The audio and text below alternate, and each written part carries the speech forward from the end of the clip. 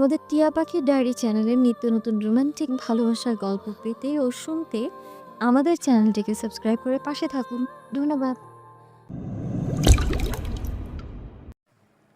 বিয়ের জীবন ভালোই কাটছে। ঝগড়া খুনসুটি আদরে আদরে তন্নির বিবাহিত জীবন দারুণ উপভোগ্য।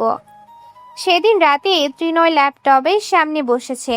কথা বলতে গেলে তো একটা টপিক লাগবে। তন্নির এখন ঝগড়া করতে মন চাইছে। সে চুলে বেনি করতে করতে আয়নায় তাকালো। কি মনে করে যেন হেসে ফেললো। তারপর ত্রিনয়কে শুনিয়ে শুনিয়ে বলল, সেদিন যে আমায় মেরে ফেলতে চাইছিল তার কোনো প্রেমিকা ছিল বুঝি? ত্রিনয়ের হাতটা কিছু মুহূর্তের জন্য থামলো। পুনরায় চলতে শুরু করলো। উত্তর এলো, না। ধুর, হলো না। তন্নি পুনরায় জিজ্ঞেস করলো, বিয়ের আগে তোমার সত্যি কোনো পছন্দ ছিল না? প্রেমিকা ছিল না? ত্রিনয় চেয়ার ঘুরিয়ে বসলো। একজন খাটের এপাশে আরেকজন ওপাশে। ত্রিনয় ঠোঁট কামড়ে ছেড়ে দিল। তোমার তো প্রেমিক ছিল, তা আমি জানি। তন্নি আটকে উঠল। মোটেই না, আমি এসব হারাম কাজকর্ম জীবনেও করিনি, সত্যি। হুম, কসম করতে হবে না, সত্যি জানি আমি। তন্নি হাতের চিরুনি উঁচিয়ে ধরল। একদম বাজে অপবাদ দেবে না, আমি কখনোই প্রেম করিনি। ত্রিনয়ের চোখ দুটো ধরত। সে কপট হেসে বলল, তাহলে রবিউল কে ছিল? নামটা শুনে তন্নির একটু আজব লাগলো প্রথমে। তারপর নিজের মনোভাব মনে আসতেই ঠোঁট উল্টে বমি এলো। মুখটা হতভম্ব হলো। ওর নাম ত্রিনয় জানলো কিভাবে? সে প্রতিবাদ করলো, মিনমিন করলো, ওকে দেখলে সবার মতো লাগতো না। আমি নিজেকেই নিজে বুঝে উঠতে পারিনি। বোধহয় একটু একটু পছন্দ ছিল, কিন্তু বিশ্বাস করো, একদম সত্যি করে বলছি, এখন ওর কথা ভাবলেও বমি পায় আমার। আমার তো তুমি আছো, কোথায় বাঘ আর কোথায় রাম ছাগল। ইস। শেষে দুটি লাইন তন্নি লজ্জা লজ্জা ভাব করে বলল। ত্রিনয় ভ্রু দুটো কুঁচকে রাখলো। উঠে বিছানায় বসলো। তন্নিকে পাশে ইশারা করলো বসার জন্য। তন্নি বেনির শেষ প্রান্তে ফিরে বাড়তে বাড়তে জানতে চায়, কেন? বসো, তোমার সাথে কথা বলি। তন্নি বসলো না, উল্টো বলল, তোমার ফোনটা দাও, শিলার সাথে একটু কথা বলবো। তারপর নাম্বার বলে দেওয়ার পর ত্রিনয় ফোন দিয়ে দিল। শিলার মা ফোন ধরলো। তন্নি ভালো মন্দ জিজ্ঞেস করলো। শিলা ফোন কানে নিয়েই উচ্ছ্বসিত হলো। আমি আরো ভাবছিলাম জামাই পেয়ে আমাকে ভুলে গেছিস। তন্নি হেসে ফেলল। না রে, বাপের বাড়ির কাউকে ভোলা যায় না। শিলা আস্তে করে জিজ্ঞেস করলো। তুই ভালো আছিস তন্নি? ভাইয়া কেমন? তন্নি আড়ে আড়ে সেদিকে তাকায়। তারপর মুগ্ধতার উপচে পড়া চোখ দিয়ে পুনরায় হেসে ফেলে। উত্তর দেয়, হ্যাঁ, অনেক ভালো। তোর ভাইয়া ভালো না থাকলে আমার আর ভালো থাকা হতো না।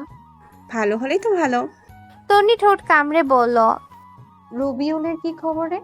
শিলা বোকা বনে গেল। একটু চুপ থেকে ফুঁসে উঠল। তোকে জুতা দিয়ে পেটানো দরকার। বিয়ের পরও এসব জিজ্ঞাসা করছিস? তন্নি উল্টো ধমক দিল। হপ, বেশি বুঝিস। আমি আমার জামাইকে ভালোবাসি, জান প্রাণ কলিজা দিয়ে ভালোবাসি। ওই মদনটার কথা হঠাৎ মনে পড়লো, নিজের উপর নিজেরই রাগ লাগছে আমার। শিলা দমে গেল। স্বাভাবিক হলো তার কণ্ঠস্বর। ওর কথা জানি না এখন। কদিন আগে কোন একটা মেয়েকে নিয়ে পালিয়েছে। শালা কি ভালো ছিল? কি সুন্দর সুন্দর কথা বলতো, মনে আছে তোর? থাকবে না কেন? তন্নি, সুখবর কবে শুনবো? তন্নি লজ্জা পেল। ধ্যাত, বছর খানিক যাক তারপর। আচ্ছা রাখি, ও বসে আছে। শিলা ঢং করে বলল। আচ্ছা যাও। ফোনটা রেখে তন্নি বসলো ত্রিনয়ের পাশে। ত্রিনয় বুকে হাত দিয়ে গুজে জিজ্ঞেস করলো, তোমার কোনো ফিউচার প্ল্যান নেই? ভবিষ্যৎ পরিকল্পনা হ্যাঁ। আছে তো। ভবিষ্যৎ পরিকল্পনা ছাড়া মানুষ আছে নাকি? ত্রিনয় জানতে চাইল। শুনি তোমার ভবিষ্যৎ পরিকল্পনা। তন্নি হাসলো। পা দুটো তুলে বিছানায় গোল বাবু হয়ে বসলো। আঁচলের ওপর বসেছে।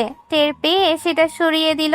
তারপর হাতের আঙ্গুল দেখিয়ে বলল, আমাদের 4টা বাবু হবে। ত্রিনয় ব্রু তুলল। 4টা? হুম, 2টো ছেলে আর 2টো মেয়ে। যাতে ওদের ছেলে মেয়েদের ফুপু থাকে, খালা থাকে, চাচা থাকে, আবার মামাও থাকে। এই যে তোমার একটা ভাই নেই, আমার ছেলে মেয়ে কি চাচা পাবে? এই যে আমার কোনো ভাই নেই, আমার সন্তানরা কি মামা পাবে? এই 2টো ছেলে আর 2টো মেয়ে। ত্রিনয় মাথা দুলিয়ে সায় জানায়। ঠিক, উত্তম বুদ্ধি। তারপর জানতে চায়। যদি এমন মিলিয়ে না হয়?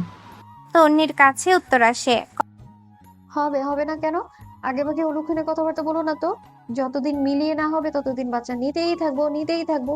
প্রথমে 5টা ছেলে হয়ে গেলে পুনরায় মেয়ের জন্য নেব, চলতেই থাকবে।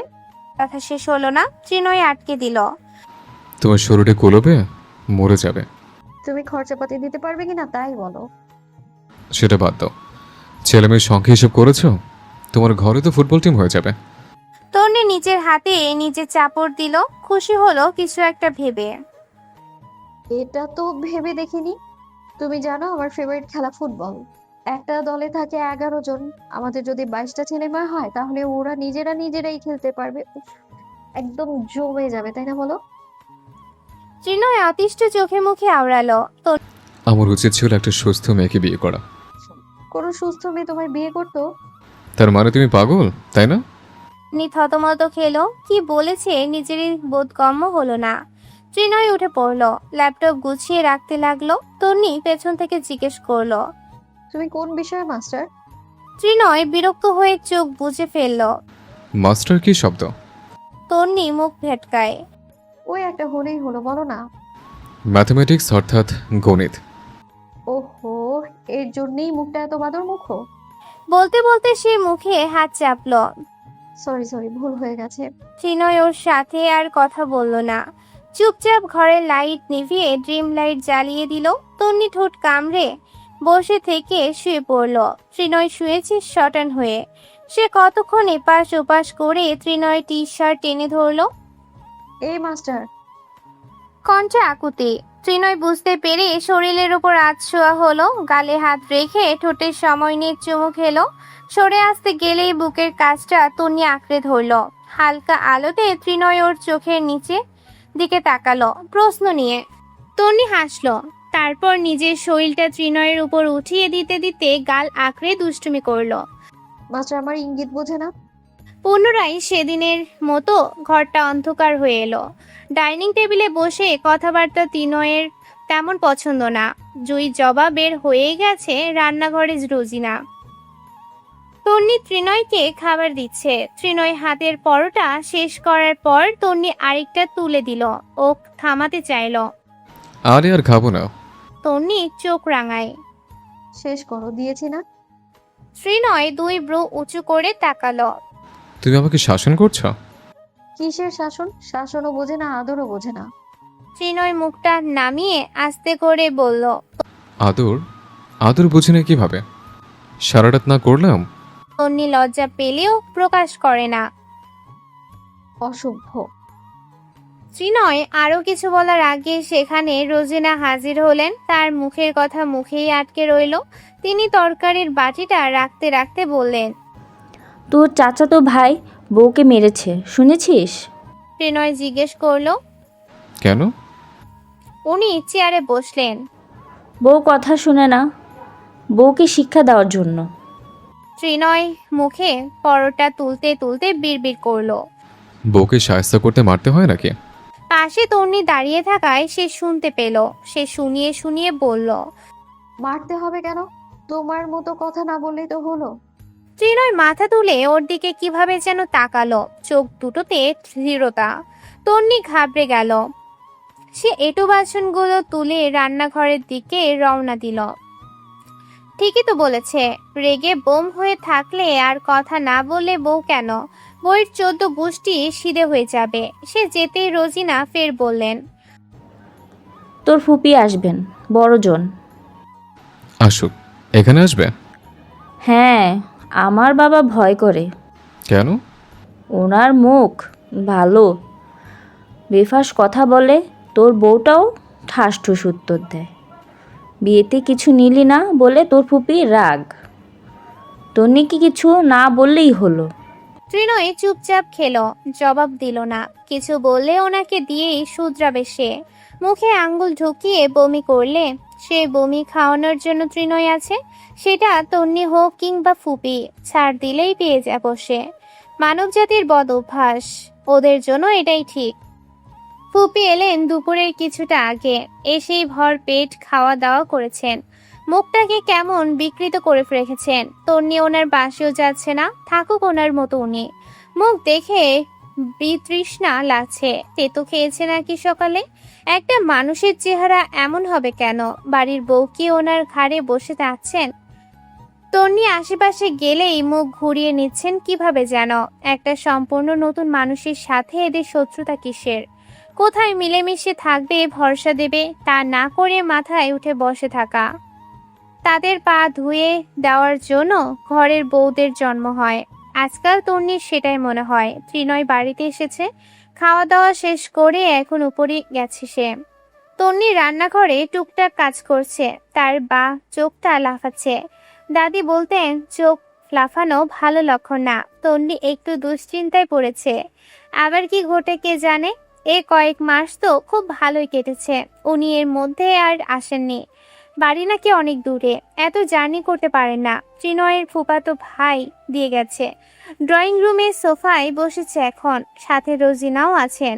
ধোয়ার থালাটা তন্নি রাখলো সবে, এর মধ্যে ডাক এলো। বউ, ও বউ। মেয়েটা চোখ বুজে ফেললো। তন্নি আবার তত ভালো না, তাকে পীরদের খাতায় ফেলা যায় না। ভালোর সাথে সে খুব ভালো, যাকে ভালো লাগে তার সাথে মেলামেশা আড্ডাও বেশ হয়। এমনিতে দেখতে পারে না, কিন্তু উপরে উপরে পুজো করা লোক সে না। দাঁত চেপে হজম করলেও মুখ দেখলেই তার বিরক্তি আন্দাজ করা যায়। সে মাথার ঘোমটা ঠিকঠাক করে এগিয়ে গেল। ওখানে গিয়ে আস্তে করে জিজ্ঞেস করলো। কিছু বলবেন? উনি ব্যস্ত হয়ে আওড়ালেন। না না, কি বলবো?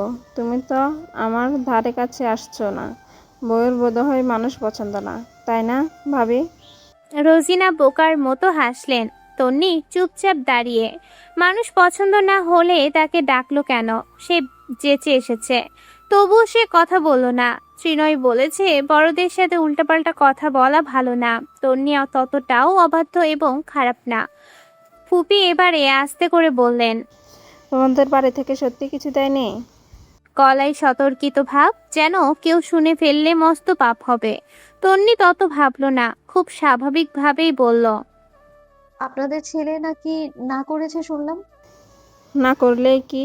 না করলে আরো বেশি দিতে হয়। তোমার বাপ নিয়ম জানে না? কিছু দিলে কি আমরা নিয়ে নিতাম? তোমারই তো থাকতো। কথা শেষে উনি মুখ ছামটি দিলেন। অর্থাৎ তন্নির জবাব ওনার মনোপুত হয়নি। সেটা বলতে চাইনি। ফুপি মাঝপথে বলে উঠলেন।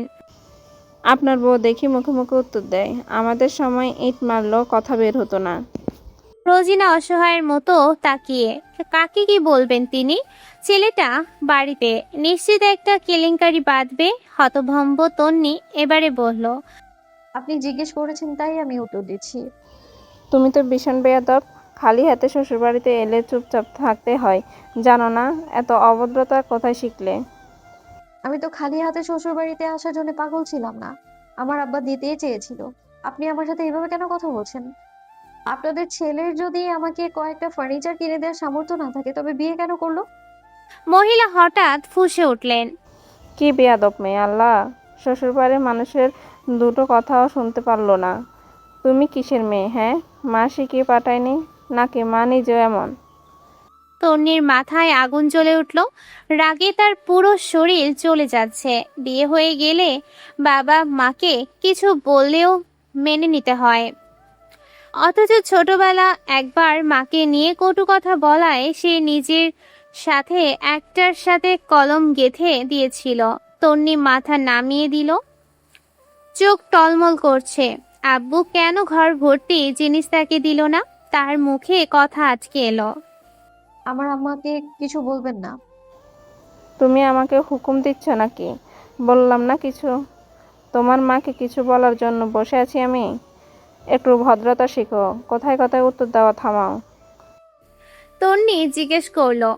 আমি যদি আমার বাড়ি থেকে সব নিয়ে আসি তবে উত্তর দিতে পারবো? ওর চোখগুলো লাল। ফুপি রেগে গেলেন। ভাব দেখায়ও না, নিয়ে এসো। তন্নি সেখানে আর দাঁড়ায় না। ব্যথিত মন নিয়ে সিঁড়িতে পা দেয় সে। ঠোঁটগুলো ভেঙে আসতে চাইছে। সামান্য হোক, তবুও তো ধমক। এভাবে তন্নির সাথে কেউ কখনো ধমকে কথা বলেনি। তন্নি ঝগড়া করার মতো মেয়ে না, বেশি কথা বলা। বকবক করা, সবার সাথে মিশে যাওয়ার স্বভাব তাকে ঝোঁকরুটে বানাতে পারেনি। আম্মা, আব্বা, দাদি ওকে কোনোদিনও এত বাজেভাবে ধমকায়নি। ত্রিনয় নিজেও আজ পর্যন্ত গলা উঁচু করে কথা বলেনি। তন্নি চোখ মুছে নিল। একটা নিদারুণ সত্য ওর বুকে আঘাত করলো। মেয়েরা বাঁচে বিয়ের আগ পর্যন্ত। সে ঘরে এলো। আজ চলে যাবে, সেভাবেই হোক। ত্রিনয় কি যেন করছিল ঘরে। তন্নি শব্দ করে ঘরে ঢুকলো। চোখের জল তখন নেই, কিন্তু ফর্সা মুখটা রাগে লাল হয়ে আছে। সে ঘরে ঢুকতেই ত্রিনয় জিজ্ঞেস করলো। কি হয়েছে? তন্নির রাগ হুড়মুড় করে বাড়ল। চেঁচিয়ে উঠল সে। আমার মাথা ছেলে হয়েছে, কোলে নেবে? ত্রিনয় নিজের সব কিছু শুনেছে। তন্নির চিৎকারে সে নিয়ন্ত্রণহীন হেসে ফেলল। দাও, নেই। আমার ছেলেকে আমি করে নেব না? তন্নির শরীরে আগুন জ্বলল সে হাসি দেখে। সে ড্রয়িং টেবিলের সামনে থেকে চিরুনি নিয়ে ছুঁড়ে মারল ত্রিনয়ের দিকে। ত্রিনয় ধরে ফেললো সে তখনও হাসছে। তন্নি আশ্চর্য হচ্ছে, এমনিতে তো কখনো হাসে না। ওকে দেখে মজা নিচ্ছে। সে একে একে পারফিউমের বোতল, কাজল, তেলের বোতল, শ্যাম্পু সব ছুঁড়ে মারলো। একটাও শরীরে লাগেনি। ত্রিনয় সবগুলো ক্যাচ করছে ক্রিকেটের বলের মতো। পাক্কা হাত। আয়নার সামনে আর কিছু বাকি নেই। তন্নি একটা বালিশ তুলে এগিয়ে এসে মারতে লাগলো একাধারে। ত্রিনয় আটকানোর চেষ্টা করছে। কি হয়েছে বলবে তো? আহা। তন্নি মারতে মারতেই নাক টানলো। তোমার ফুপি আমাকে যা নয় তাই বলেছে, আর তুমি হাসছো। আরে আরে, থামবে তো আফরোজা? ত্রিনয় দুটো হাত ধরে ওকে আটকে দিল। এক হাতে ওর দুই হাত পিঠের পিছনে দিয়ে অপর হাতটা গালে রাখলো। তারপর কথাবার্তা ছাড়াই একটা দীর্ঘ চুম্বন করলো তন্নির ঠোঁটে। তন্নি জমে গেল, শরীর বিবশ হয়ে এলো। ত্রিনয় ঠোঁট ছড়ায় না। মেয়েটার দম আটকে এলো। ঠোঁটের উপর ঘূর্ণিঝড় চলছে। এটা কেমন চুমু! ওকে মুক্তি দেয়া হলো আরো কিছুক্ষণ পর। ঠোঁট তখন জ্বলছে প্রায়। ত্রিনয় ওর ঠোঁটটা হাত দিয়ে মুছে দিল। চোখে তাকিয়ে প্রশ্ন করলো। কে চায় এখন? তন্নি ধীর কণ্ঠে বলল। আমি চলে যাব। কোথায়? কেন, আমার কি বাড়িঘর নেই? ত্রিনয় মুখটাকে এগিয়ে নিয়ে নাকে নাক ঘষল। তোমার বাড়িঘর আমি না? তন্নির ঠোঁট কেঁপে উঠল। জানি না, ছাড়ো। ত্রিনয় ওকে ছেড়ে দিল। চেয়ারে বসে পায়ের উপর পা রাখলো, শরীরটা এলিয়ে দিয়ে বলল। যাও। তন্নি ধূপ ধাপ জামা কাপড় ভাঁজ করতে লাগলো। ত্রিনয় বলল। একা একা যেতে পারবে? তন্নি চিৎকার করলো। 100 বার পারবো। ত্রিনয় বহু কষ্টে হাসি লুকিয়ে নিল। আর আসবে না? না। সত্যি আসবে না? না। ত্রিনয় উঠে দাঁড়িয়ে ফোন মানি ব্যাগ নিল। চলে যেতে যেতে গলা উঁচিয়ে বলে গেল। সবুজ শাড়িটা নাও, ওটাতে তোমায় আমার লাগে। তন্নির হাত থেমে আবার চলতে শুরু করলো। আমার লাগে মানে কি? তন্নি তো তারই। ত্রিনয় চলে গেল। ড্রয়িং রুমে কেউ নেই। তন্নি বের হলো কিছুক্ষণ পর। রোজিনা ওকে দেখতে পেলেন, আটকালেন না। ওনার পুত্রবধূকে ওনার চেনা আছে। শত চেষ্টা করেও এখন আটকানো যাবে না। ফুপি এসে বললেন। ভাবি, বোকা আটকান। উনি ভয় পাচ্ছেন। ত্রিনয়কে তো চেনা আছে, তুল কালাম ঘটবে। তন্নি বাড়ি থেকে বের হয়ে দেখলো ত্রিনয় গেটের সামনে দাঁড়িয়ে। সে ভেবেছিল চলে গেছে। ত্রিনয় হাতের ব্যাগটা নিয়ে ওকে সামনে দেখালো। চলো, আমি দিয়ে আসি। এনেছিলাম আমি। একা যাবে কেন? নেকাবের আড়ালে তন্নির চোখ মুখ বোঝা গেল না। বটতলা থেকে ত্রিনয় ওকে অটোতে উঠিয়ে দিল। ভাড়া দিয়ে ড্রাইভারকে বলল। আর কোনো যাত্রী তুলবেন না, কাঁচাবাড়িয়া স্কুলের সামনে নামাবেন। তারপর মাথা ঝুঁকিয়ে তন্নিকে ফের বলল। লাস্টবার জিজ্ঞেস করছে, সত্যি আসবে না বউ? তন্নির হঠাৎ কেমন যেন লাগে। সে মুখ ঝাপটা মেরে সরিয়ে নিল। না, তোমার ফুপিকে বলবে আমি ঘরের সবকিছু নিয়ে আসবো। ত্রিনয় হেসে ফেলল। সবেমাত্র বললে আসবে না। তন্নি আর কথা বলল না। আসবে না কেন? 1000 বার আসবে। জামাই তো ওর। তার এত ভালো জামাইয়ের সাথে অন্য কেউ থাকবে নাকি? ত্রিনয় মাথা বের করলো। অটো ছেড়ে দিলে সে সোজা হয়ে দাঁড়ালো। রাতে ঘুমোতে পারবে না, তবুও সে হাসলো। তার বউকে কিছু বলার মজা দেখো। ফুপি গিয়ে না আনলে ত্রিনয় যাবে না। সে ফোন বের করলো। আসমা রিসিভ করলেন। হ্যাঁ বাবা। দাদি কোথায় মা? নূরজাহান কানে তুললেন ফোন। কে রে গোলাম, আজকে নূরজাহান রে মনে পড়ছে? জীবনেও তো মনে করো না। ত্রিনয় রাস্তার দিকে তাকিয়ে বলল, তোমার নাতনি যাচ্ছে। কেন, ঝগড়া করেছিস নাকি? সেটা তোমার নাতিকে জিজ্ঞেস করো।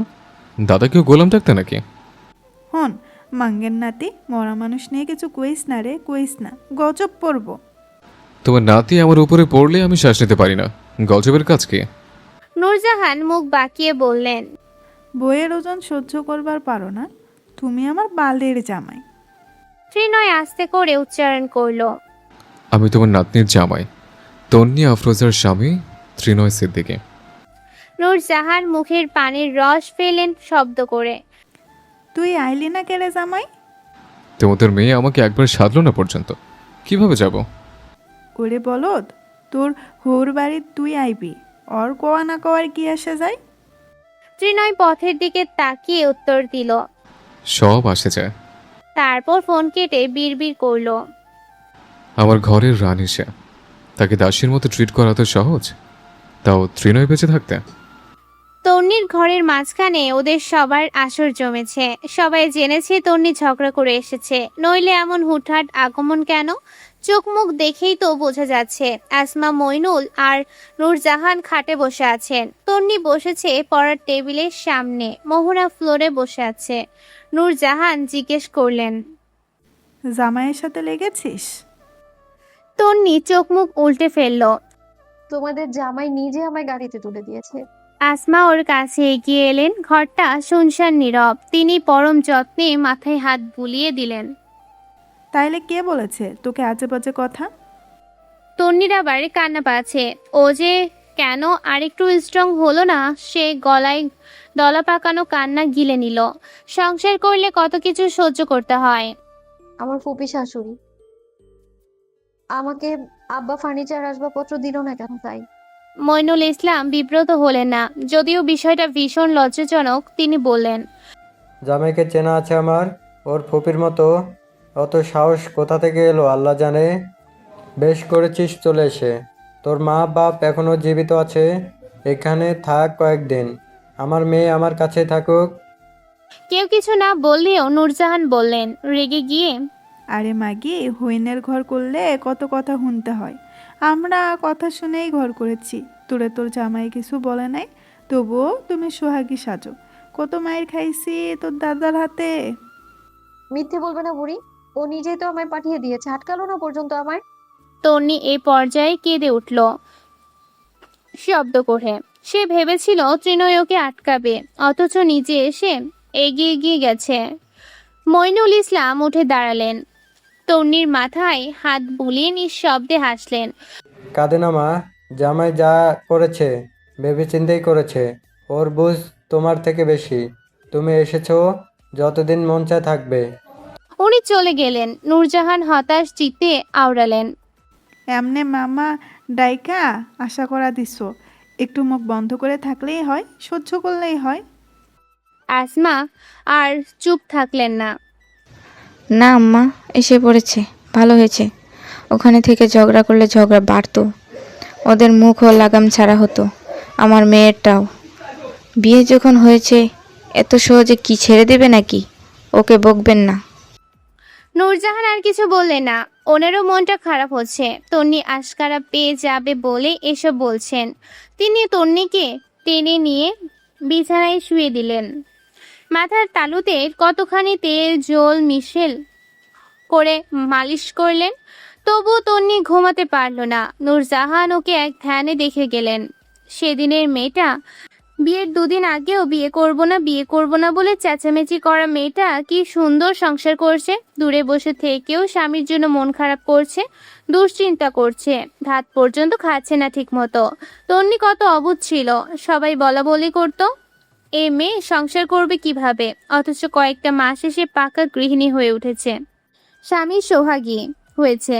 সব বুঝি বিয়ের জোর, নাকি একজন আদর্শ স্বামী পাওয়ার সুফল? এদিকে সিদ্দিকের পরিবারে আগুন লেগে গেছে। ত্রিনয়ের বাকি দুই চাচার পরিবার সহ পুরো মহল্লা জেনেছে বাড়ির বউ চলে গেছে।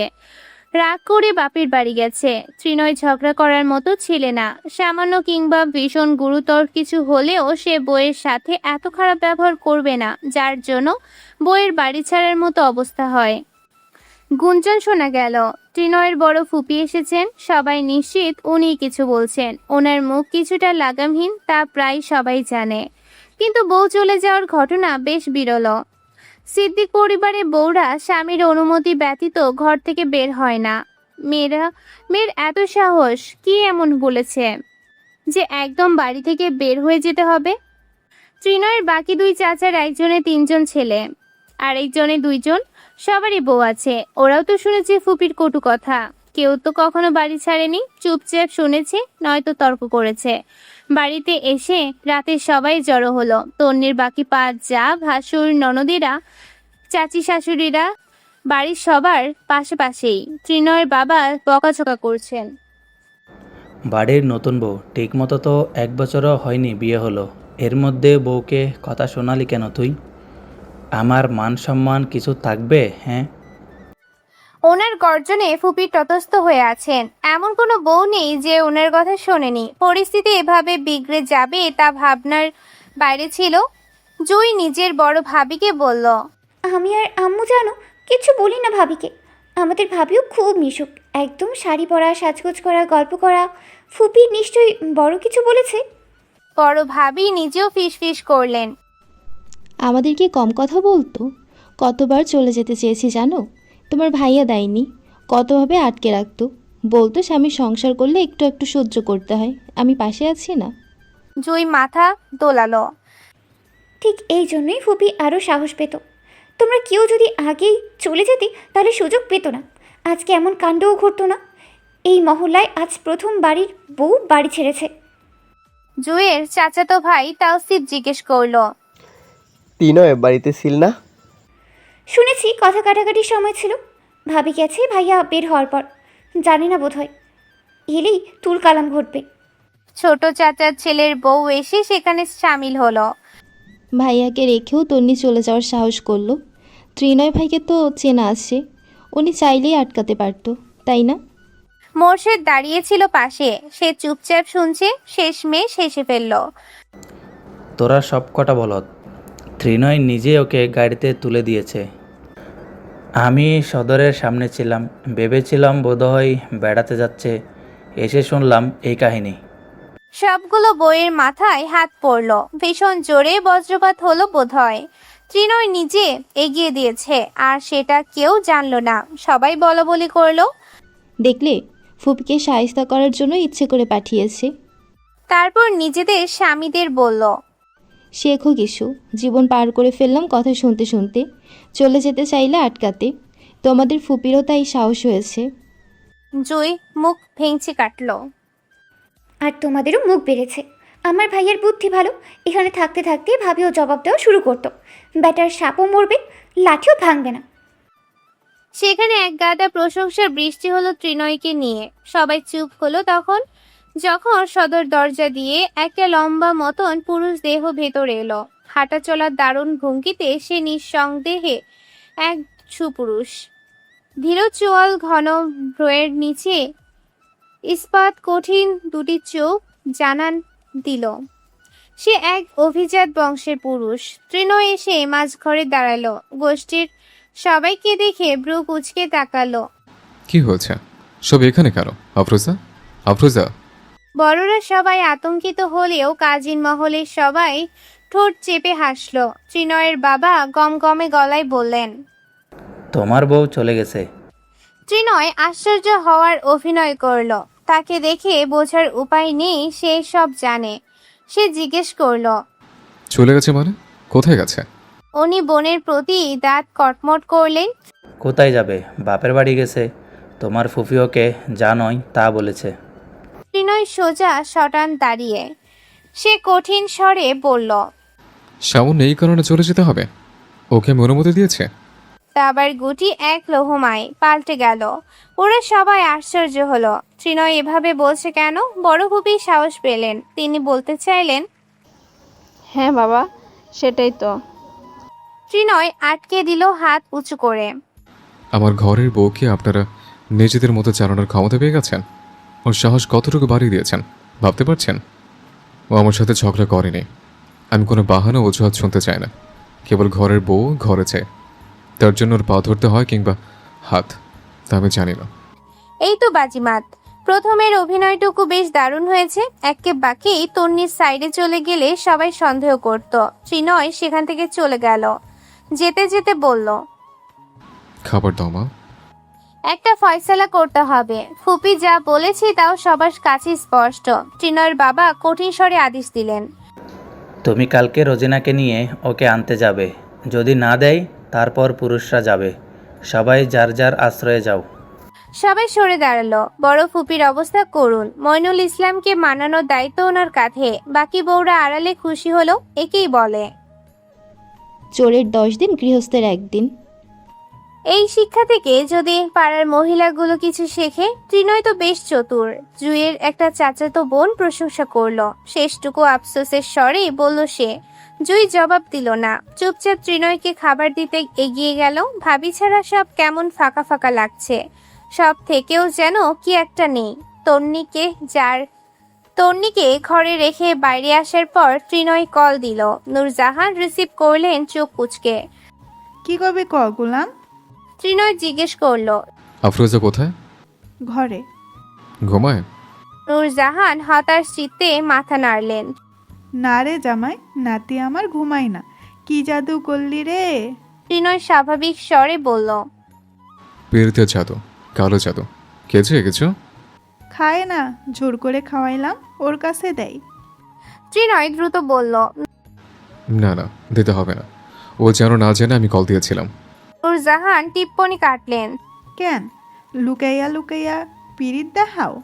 ত্রিনয় হুঁশিয়ারি দিল যেন। শোনো সুন্দরী, ওর খেয়াল রাখবা। ওর কিছু হলে সব তোমার দোষ। আচ্ছা বুঝলাম, খেয়াল রাখলে আমারে কে দিবে? ত্রিনয় ফোন সামনে এনে জানতে চাইল। নতুন জামাই লাগবে? নূরজাহানকে রাগানোর একমাত্র পন্থা তিনি ফুঁসে উঠে বললেন, রাখ রাখ, মোবাইল রাখ। মাঙ্গের নাতি খেলে আমার মরা জামাইয়ের কাছে যাই বালডা। ত্রিনয় অল্প হেসে কল কেটে দিল। তারপর খালি ঘরটা দেখে তার হাসিটা গায়েব হয়ে গেল। মনে হচ্ছে ঘর জুড়েই নুপুরের শব্দ বাজছে। ওই তো ড্রেসিং টেবিলের সামনে বসে বেনি গাচ্ছে তন্নি। শব্দ করে হাসছে, গালে হাত দিয়ে কখনো কখনো ভাবুক হয়ে যাচ্ছে। আবার ত্রিনয়ের বুকে মাথা রেখে সামনে বসে হাজারটা বকবক করছে। কি আশ্চর্য, ত্রিনয় এর আগেও কত থেকেছে একা ঘরে। আজকের মতো এমন ফাঁকা তো কখনো লাগেনি।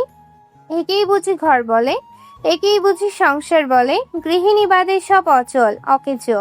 ত্রিনয় খুব করে তন্নির বকবকগুলো মিস করলো। খুব দ্রুত তন্নি ফিরে আসুক। কাল গিয়ে ফুপি না আনলে পরের দিন ত্রিনয় যাবে। বিবাহিত পুরুষ সে, বউ ছাড়া। বড় ফুপি আর রোজিনা তন্নিদের বাড়িতে এসেছেন 11টার সময়।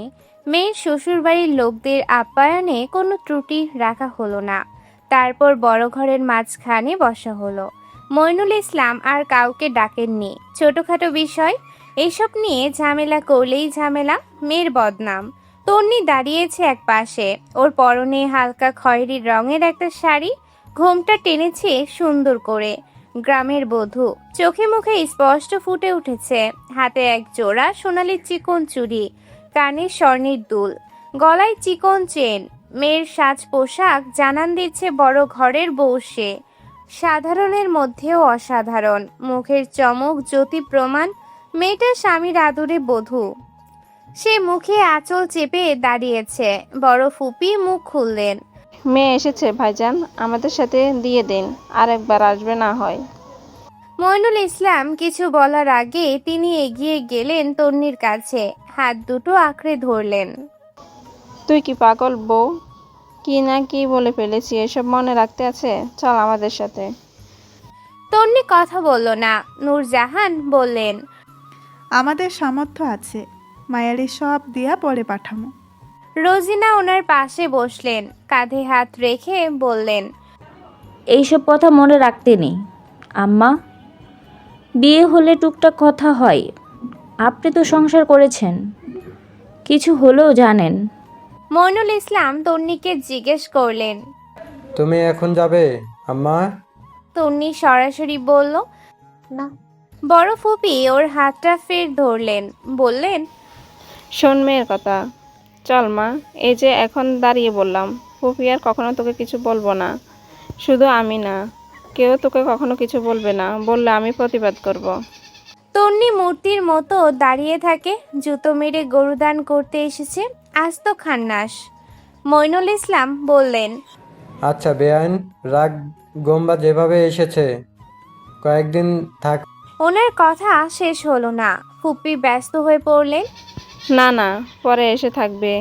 তিন্নি, তুই যা মা, জামা কাপড় গুছিয়ে আন, শাড়ি পাল্টাতে হবে না, গাড়ি নিয়ে এসেছি।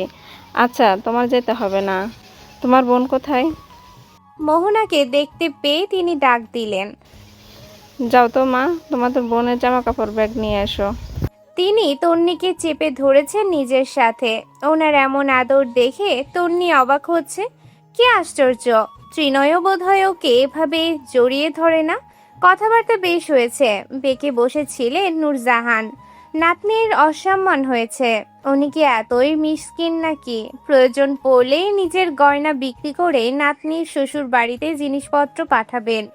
দৃঢ় প্রতিজ্ঞাবদ্ধ তিনি।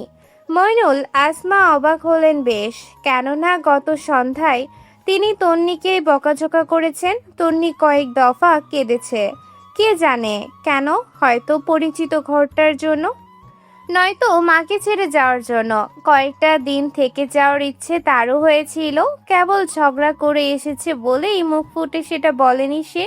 ত্রিনয়কে আরেকবার বলবে কয়েকটা দিন থাকার জন্য। ওদেরকে শেষমেশ বিদায় দেয়া হলো বিকেলের দিকে। তন্নি সিদ্দিকী বাড়িতে পা রাখলো ভয়ে ভয়ে। জুই জবা এসে জড়িয়ে ধরলো তাকে। তন্নি ফিসফিস করে বলল, তোমার ভাইয়া কোথায় জুই? জুই একটু হেসে বলল, বিকালে এসেছে, ঘুমোচ্ছে বোধহয়। তুমি ভয় পাচ্ছ নাকি? বাপরে, কালকে দিকে ঘূর্ণিঝড় বয়ে গেছে, ফুপির ওপর করা হুঁশিয়ারি জারি হয়েছিল। আজকে তোমাকে আনতেই হবে। তন্নির বড় চাচি শাশুড়ি বললেন। তন্নি জবাব দিল না। এই প্রথম শ্বশুর বাড়িতে ওর অস্বস্তি হচ্ছে। কাল যে ত্রিনয়কে বড় মুখে বলল আর আসবে না, এখন জবাব কি দেবে? ধ্যাত। সে প্রথমে জুয়ের রুমে গিয়ে ফ্রেশ হলো, তারপর বেশ ভয়ে ভয়ে ঘরের ভিতর এলো। পা টিপে টিপে ত্রিনয় তখন ঘুমোচ্ছে, একটা হাত বুকের ওপর, অপর হাতটা বালিশের ওপর, মাথার নিচে। ঘুমানোর ভাব ভঙ্গি দারুণ। তন্নি বিছানায় উঠে বসলো, নাকের উপর চোখের সামনে হাত রেখে বুঝলো লোকটা ঘুমিয়ে গেছে। তারপর শান্ত শ্বাস ছাড়ল সে। নিজেও মাথাটা বালিশে রেখে অনেকক্ষণ চেয়ে রইল গম্ভীর আর ভীষণ রাগী মুখটায়। এখন একটুও বোঝা যাচ্ছে না জুই জবার ভাষায় তাদের ভাইয়া মারাত্মক রাগী, যেটা এখন পর্যন্ত তন্নি দেখেনি। ওকে দেখায় না কখনো, সব সময় বেশ আদুরে আদুরে রাখে বলেই তন্নি টের পায় না। কিন্তু ত্রিনয়ের গম্ভীর মুখ জানান দেয় যে সে কতটা রাগী। আজ পর্যন্ত কখনো মন খুলে হাসতে দেখেনি লোকটাকে। তন্নি বিড়বিড় করে রোবট। তারপর স্বামীর সুদর্শন মুখটা দেখতে দেখতে ঘুমিয়ে পড়ে। আগের দিন সারা রাত আর ঘুম হয়নি এক বিন্দু। ঘুমের ঘোরে ত্রিনয় টের পেল একটা সাপ ওকে আষ্টে পৃষ্ঠে জড়িয়ে রেখেছে। ভীষণ গভীর আলিঙ্গন, শরীরের চেনা ঘ্রাণে ঘরের সাপটাকে চিনতে ত্রিনয়ের ভুল হয় না। সে তন্নির হাতটা ছাড়িয়ে উঠে বসল, তারপর শরীরে কাঁথা টেনে দিয়ে বিছানা থেকে নেমে যায়। আলগোস্তে অবশ্য একটু হাসেও, যেই হাসি কেউ দেখে না। ত্রিনয় ঘর থেকে বের হয়ে ড্রয়িং রুমে বসল। রোজিনা ওকে দেখে এগিয়ে এলেন, পাশে বসে শান্ত মতো বললেন, বউকে কিছু বলিস না বাবা। ত্রিনয় প্রশ্ন করল, তোমার ননদ কোথায়? তোর চাচ্চুর বাড়িতে গেছে। উনি পুনরায় বললেন, কিছু বলিস না বউকে, ছোট না। ত্রিনয় বলল, কিছু বলবো না মা, ওকে কখন কিভাবে কি বলতে হবে তা আমি খুব ভালো করে জানি। একটা মেয়ে নিজের সব ছেড়ে ছুড়ে আমার কাছে এসছে কেবলমাত্র আমার আশায়। আমি ওর একমাত্র আশা, ভরসা এবং বিশ্বস্ত কাঁধ। আমার কাছে এলে যে সে যেন নিজেকে নিরাপদ ভাবে তা বোঝানোর দায়িত্ব আমার। আমি ওকে কিছু বলবো না। তোমাদের কাছে অনুরোধ, তোমরাও কিছু বলো না। একটু থেমে সে পুনরায় শুরু করলো। নতুন বউ নবজাতক শিশুর মতো মা।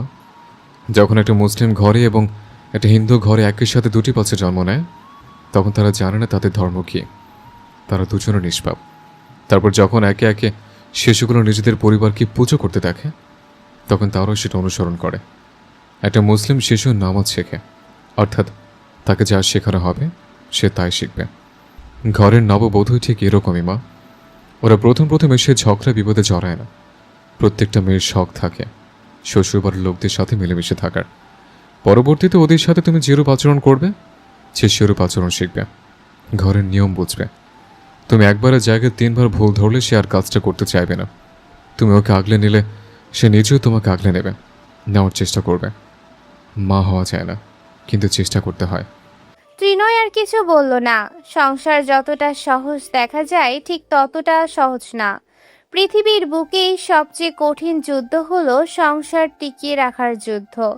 বিপরীত ধর্মী দুজনকে মেনে নেওয়ার, মানিয়ে নেওয়ার যুদ্ধ। যার সাথে ভাবতো দুনিয়ার কোনো কিছুর তুলনা হয় না, যার সাথে যাব দুনিয়ার কোনো কিছুর তুলনা হয় না। তন্নির যখন ঘুম ভাঙলো তখন অনেক রাত। চারপাশে ঝিঝি পোকার অবাধ আলোড়ন। এক ঝাঁক জ্যোৎস্না নেমেছে বাইরে। কাঁঠাল পোকার শব্দে আশপাশ ঝুমঝুম করছে। তন্নি অভ্যাসবশত পাশে হাত বুলালো। খালি পেয়ে ঘুমের ঘোরে তড়াক করে লাফিয়ে উঠে বসলো। চুলগুলো হাত খোপা করতে করতে পাশে তাকালো। ঘরে আলো নেই। ত্রিনয় বসেছে ল্যাপটপের সামনে। কেবল ততটুকু আলোই ঘরটা জুড়ে আনাচে কানাচে ভুতুরে ভাব। শাড়ির আঁচলটাও সে ঠিক করে নিল। একবার ভাবলো পেছন থেকেই কেটে পড়বে। এখানে থাকলে নিশ্চিত ত্রিনয় ওকে মেরে ফেলবে। অন্তত কয়েকটা চড় থাপ্পড় হলেও অবধারিত হয়েছে তার জন্য। তন্নি তাই বিছানার অপর পাশ দিয়ে নামলো। এক পা এগোনোর আগেই অপর পাশের লোকটা বলে উঠল। কে জানে চলে গিয়েছিল। তন্নি আরেকটা ঢোক গিলল। খাটের মাথায় মাথাটা ঠুকে দিতে ইচ্ছে করছে। সে ভেবে পায় না এত ভয় আসে কোথা থেকে। নিজের বরকে কেউ এভাবে ভয় পায়? তন্নি আস্তে করে বলল, নিজের ঘরে ফিরে আসবে না নাকি? নিজের ঘর হলে গিয়েছিল কেন? কেমন ভরাট গম্ভীর স্বর। হাতের আঙ্গুলগুলো তখনও কি বোর্ডে চলছে অবিরাম। তন্নি বলল, যা বলার সরাসরি বলো, ইঙ্গিত দিয়ে কথা কেন বলছো? ত্রিনয় চেয়ার ঘুরিয়ে ওর দিকে তাকালো। তন্নির আপাদমস্তক কাঁপে। তার ঠোঁট দুটো নিজের প্রতি বিতৃষ্ণায় উল্টে আছে। কাল একটু বেশি অবাধ্যতা করেছে, সে জানে। ত্রিনয় নিজে গাড়িতে তুলে দিলেও ভেতরে ভেতরে রেগেছিল। বাইরের হালকা হলুদাভ আলোটা চোখে লাগছে। ত্রিনয় একটা বাঁশের চিকন কুঞ্চি নিল হাতে। ওটা ঘুরিয়ে ঘুরিয়ে দেখলো। সেখানে তাকিয়ে থেকেই বলল, কত সাধারণ মানুষ করলাম, এখন নিজের ঘরের দুশ্মন পাত্তাই দিচ্ছে না। তন্নি অপর পাশ থেকে অনুনয় করলো, পাত্তা দিচ্ছি তো, তুমি অত বড় বড় ছেলে মেয়ের শরীরে হাত তোলো? ত্রিনয় ব্রু কুচু করলো, বলল। এদিকে এসো। তন্নি নাক টেনে বলল, তুমি আমাকে মারবে? কাছে আসতে বলেছে। আর কখনো তোমার কথার অবাধ্য হব না, প্রমিস। নিজের গলাটা দেখালো সে। এই দেখো, সত্যি সব সময় তোমার কথা শুনবো। ত্রিনয় উঠে এলো। তন্নি কয়েক পা পিছিয়ে গেল। লোকটা বিছানার পাশ দিয়েই ওর কাছে এলো। আরেকটু এগোতে গেলেই তন্নি দৌড় শুরু করলো। ঘরময় ছুটোছুটি করলো দুজনে। বেশ অনেকক্ষণ। তারপর তার হাতটা ত্রিনয় খপ করে ধরে ফেললো। তন্নি অসহায় চোখে তাকায়। ত্রিনয় হাতের লাঠিটা ফেলে দিয়ে ওকে কোলের ওপর বসিয়ে বিছানায় পা ঝুলিয়ে বসলো। তন্নির মাথার খোপা খুলে গেছে সেই কখন। দুজনেই অবশ্য হাঁপাচ্ছে। শরীর ঘেমেছে কিছুটা। ত্রিনয় কিছু বলল না। ঘর মাখতো হলুদে। মুখখানি দেখে বা হাতে বাম পাশের চুলগুলো সরিয়ে দিল আলতো করে। তারপর তন্নিকে চেপে ধরে মুখ ডুবিয়ে দিল গলায়। হাতের আঘাত বাড়তেই পেছনের চুলগুলো খামচে ধরল তন্নি। তার সারা শরীর অবশ হয়ে গেছে। শরীর জোড়ায় জোড়ায় খুলে যাচ্ছে আস্তে ধীরে। দাড়ির ঘষায় মরণ দশা। ত্রিনয় সেভাবেই শুয়ে পড়ল। মুখটা গলাতে রেখেই প্রশ্ন করল, কেন এলে? তন্নি শুয়ে নিয়েছে ততক্ষণে। বলল, তোমার ফুপু গিয়ে তেল মালিশ করলো। আচ্ছা, কোথায়? তন্নি থতমত খায়। কাল রাতে আমি একটু ঘুমোতে পারিনি, তোমার ছাড়া ঘুমোতে পারি না আমি। কোথায় আবার, উনি তো আমার বড়, মাথায় একটু তেল দিয়েছিল। ত্রিনয় আরেকটু গম্ভীর গলায় ফিসফিস করলো। আর কখনো যাবে না। তন্নির কান্না পেল খুব, সে কাঁদল না, স্বামীর মাথাটা বুকের উপর নিয়ে বলল, আর যাব না। মনে থাকবে? আগে তুমি বলো, আমার সাথে আর কখনো কেউ বাজে ব্যবহার করবে না? ত্রিনয় বুক থেকে মাথা তুলল, অবাক হয়ে প্রশ্ন করল। কাঁদছো কেন? তন্নি নাক টেনে জবাব দিল, ঘুম না হলে আমার খুব কান্না পায়। এতক্ষণ তো ঘুমোচ্ছিলে। কাল রাতে আমি একটুও ঘুমোতে পারিনি, তোমার ছাড়া ঘুমোতে পারি না আমি। আচ্ছা, কাঁদে না। বলতে বলতে ত্রিনয় উঠে বসলো। বসেছে তন্নি নিজেও। সে নিজের গলার ডান পাশটায় হাত বুলিয়ে দেখলো, অনাগ্রহী গলায় বলল, ডান পাশে দিয়েছো? এটা ঢাকবো কিভাবে, কেউ দেখে ফেললে? ত্রিনয়ের দায় সারা জবাব। দেখো। তন্নি এগিয়ে গিয়ে ওর বাহুটা জড়িয়ে ধরলো, কাঁধে মাথা রেখে জিজ্ঞেস করলো, তোমার রাগ কমেছে? আমি কারোর উপর রাগ করিনি। তন্নি হাতটা ঝটকায় সরিয়ে দিল, তারপর মুখ ঘুরিয়ে কাঁদতে লাগলো শব্দ করে, ফুপিয়ে ফুপিয়ে। সব দোষ শুধু তোর। ওদের গায়ে মেয়েরা রাগ করলে বর এসে নিয়ে যায়, কিন্তু ত্রিনয় তো গেল না। ওর কি এখানে অপরাধ হয়নি? রাগ করার অধিকার তো তারও আছে। পেছন থেকে ত্রিনয় পুনরায় জানতে চায়। আবার কাঁদছো কেন? তন্নি খাটের কোণায় হাত রাখলো, রাগে দুঃখে জর্জরিত কণ্ঠে বলল, সবসময় তুমি রাগ করো। আমাদের এখানে কি হয় জানো, মেয়েরা রাগ করে বাপের বাড়ি চলে এলে বর গিয়ে রাগ ভাঙায়, নিয়ে যেতে আসে। কিন্তু আমার বেলায় তুমি তো গেলে না, একটা ফোন দিয়েও খবর নিলে না। তুমি কি আদতেও আমায় ভালোবাসো? ত্রিনয় পেছন থেকে জড়িয়ে ধরলো, কাঁধে থুতনি রেখে বলল, তোমার মান আমি যে কোনো সময় ভাঙতে পারবো। আমি চাইলেই আজ ওখানে যেতে পারতাম, কিন্তু আমার সাথে ফিরে এলে তোমার মধ্যে একটু অনুশোচনা বোধ থাকতো। তুমি ঠিকমতো ফুপির সামনে, আম্মুর সামনে দাঁড়াতে পারতে না। আমার স্ত্রী কোনো রকম অস্বস্তিতে পড়ুক, তা আমি চাই না। ফুপু নিজে গিয়ে এনেছে তোমায়। তোমার সম্মানটা বুঝতে পারছো তুমি? আফরোজা, তুমি বোকা না। তন্নি সবটা বুঝলো, নাক টেনে জানতে চাইলো, তাহলে বলো, তুমি আমার উপর রেগে নেই? সত্যিই রেগে নেই। ঘুমাবে? মাত্রই তো ঘুমালাম। এই শোনো, বলো। আজকে চাঁদ দেখতে যাবে? কত সুন্দর চাঁদ উঠেছে। ত্রিনয় বলল, আচ্ছা চলো, কোথায় যাবে? ওরা দুজন প্রথমবারের মতো হাঁটতে বের হলো। ভীষণ গভীর রাত তখন। গলিটা পার হতে গিয়ে তন্নি দেখলো সত্যি সত্যি কতগুলো জোনাকি পোকা। কি সুন্দর সবুজ আলো চারপাশে। অনেকগুলো লাইট নিভে গেছে ততক্ষণে। আধার গলি কেবল চাঁদের রূপলি আলোয় আলোকিত হয়ে আছে। ওরা প্রথমে শোলাকিয়া মাঠ পেরোলো, তারপর এলো গুরুদোয়ালের সামনে। তন্নির আবদার মুক্ত মঞ্চে যাবে। কলেজের আশেপাশেও সব নীরব। নরসন্ধ্যার জলের ওপর কচুরিপানা ভেসেছে। সাদা ব্রিজগুলো দেখতে ভয়ানক। তন্নি গিয়ে লোহার শিক আঁকড়ে সেখানে দাঁড়ালো। এত সুন্দর আশপাশ দেখে পুনরায় তার কান্না পাচ্ছে। ত্রিনয় দাঁড়ালো, ওকে আগলে ধরে। সম্পূর্ণ গোলাকার জায়গাটা খালি। পাশের রাস্তায় কতগুলো কুকুর রাস্তার ধুলো বালিতে গড়াগড়ি খেয়ে ঘুমোচ্ছে, কয়েকটা আবার জেগে আছে। তার মধ্যে দু একটা কুকুর হঠাৎ করে ডেকে উঠেছে। তন্নির হাতটা শক্ত হাতের বাঁধনে বাঁধা পড়েছে, ভীষণ গভীর বাঁধনে। কুকুরের নিদারুণ আর্ত চিৎকার কানে এলে সে আরেকটু ঘেঁষে আসে নিজের স্বামীর দিকে।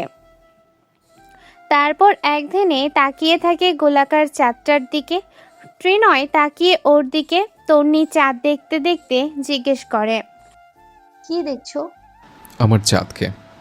হঠাৎ করে বাতাস শুরু হয়। গায়ের আঁচলটা বিছিয়ে পড়ে রেলিংয়ের ওপর। তন্নি আলতো হেসে বুকে কিল বসায়। এসব পুরনো ডায়লগ, নতুন কিছু বলো, কি দেখছো? তন্নি ভীষণ আগ্রহ নিয়ে লোকটার দিকে তাকায়। চোখে চোখ পড়ে দুজনের। হাতের বাঁধনটা আরেকটু শক্ত হলে হুট করে ওর ওষ্ঠের ওপর শব্দ করে চুমু খায় ত্রিনয়। তন্নি চমকে উঠল, নড়ে চড়ে উঠল। তার নড়ভরে দেহটা ত্রিনয় আরেকটু আগলে ধরল। গভীর স্বরে বলল, আমার বউকে দেখে, আমার জীবন সঙ্গিনীকে। তারপরের এলোমেলো বাতাসের তোপ তন্নির মনে প্রাণে আলোড়ন তোলে। গোটা শরীর শিরশির করে। লজ্জায় কপালে এক গুচ্ছ কৃষ্ণচূড়া নামিয়ে হড়বড় করে। সে একান্তভাবে চাঁদটাকে জিজ্ঞেস করে, ওর মুখে বউ ডাক এত আদুরে কেন? কেন সে ডাক শুনলে জীবন বাঁচতে চাওয়ার ইচ্ছেটা আরো দ্বিগুণ হয়ে যায়? কেবল স্বামী স্ত্রী বলেই, নাকি অপ্রত্যাশিত, না বলা এবং হতে না পারা প্রেমিক প্রেমিকা বলে?